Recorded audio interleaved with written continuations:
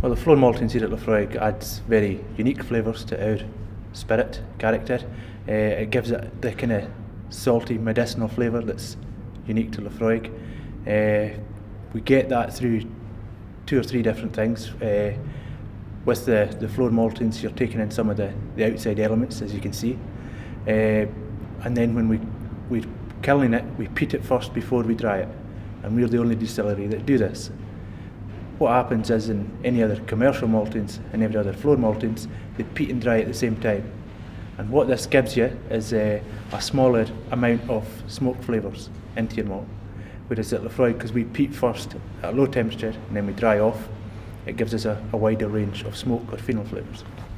Well, what we do, we get the barley in first. We'll steep it for just over 2 days, about 51, 52 hours.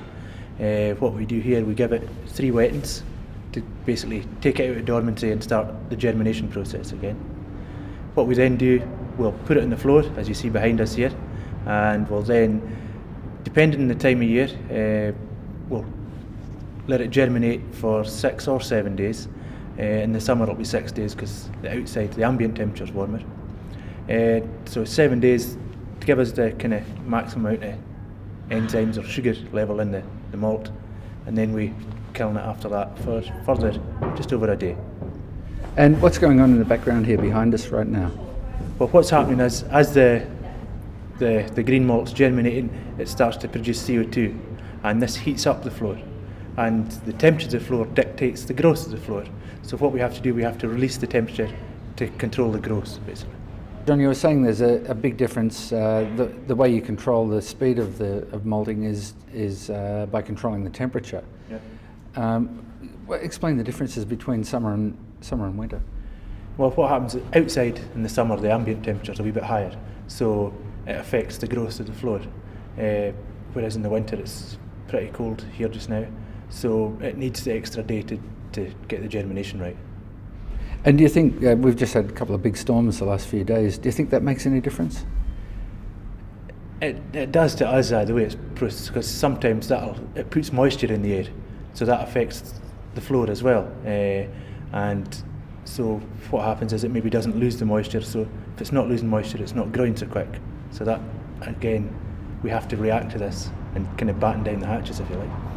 And so for anyone who's out there looking at Laphroaig saying, okay, what's the essential difference of Laphroaig? Do you think this is it?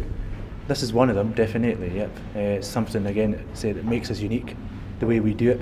There are 98 distilleries, 5 of them only have a floor maltings, and we're the only one that does it this way, so I'd say it does make us unique. Yeah. We're standing in one of the kilns at Laphroaig. Tell us a little bit about the background, the history of this kiln. Well, these part of the original building. They were upgraded in 1923, and what they did in 1923, they doubled. We've got this kiln, which is called the road kiln, and the one next door is called the shore, and we also added 2 extra floors in our maltings to triple the capacity of the distillery. Back then, all the malt would have been produced on site. And when you load the malt in here, how much comes in?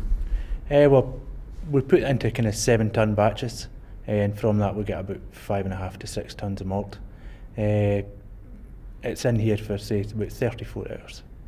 And you're saying it goes up to the top of the tiles over here? Yeah, it goes. The depth of the floor will be top of the tile we see going around the edge here. We don't want it too deep as well, so that we get a nice even dry off as well when we're taking the moisture out of it at the end. Now, once it's in the kiln, it's not turned again, is it? It just stays there until it's dried. Yeah, and that's another reason why the depth is crucial as well. What we do, we kind of set it off. The guy will come in and check it, and maybe kind of loosen up bits, but that's about it. We don't turn it at all. And how much phenolic content do you generally like to see in the grain? The one that everyone measures against is it's different. At the bottom of the floor, it'll be maybe about 80, 90 parts per million, and the top will maybe be about 20. So we can average about maybe 60 in the middle, somewhere about there for our phenols. Okay, and so having been built before the 1920s, this kiln has seen a few peat fires. Yeah, and hopefully lots in the years to come as well. Yep. So how much we've seen the malting floor, and now we're looking at we're in the kiln. Combining those two factors, how much of that would you say contributes to the particular taste of Laphroaig? Yeah, definitely. I think it is the thing, and if I was able to show you the bought-in malt against the Laphroaig malt, and we did a tasting on that, or a nosing on that, you could feel the difference. In the water supply for the distillery, what we do, we have a catchment area up to the north of us, and it feeds down into what we call Laphroaig. It holds about 5 million gallon, and the bottom of this is basically peat based, so it does pick up a lot of the minerals, flavours, and it runs down through what we call a culvert, which is just an open track in the ground, down to the distillery. Again, picking up the peat flavours and that, so it is flavoured water when it gets to the distillery.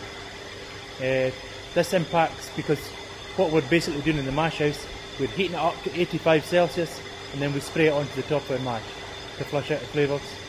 And also in the maltings, we use it to steep, so again, flavouring out barley with the water. The other way is in the finished product, and with Laphroaig it's very different.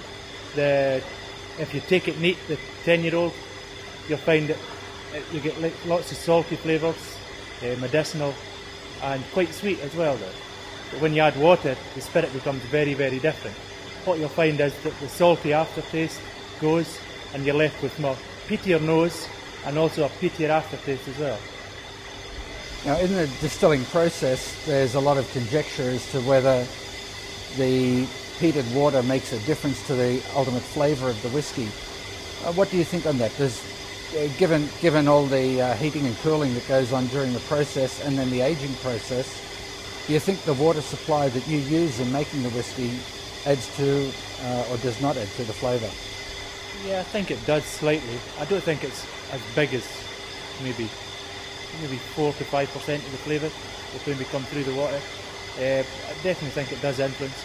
And also with peaty water, you have a different pH, and it's kind of softer, harder water. That influences will affect the flavour as well.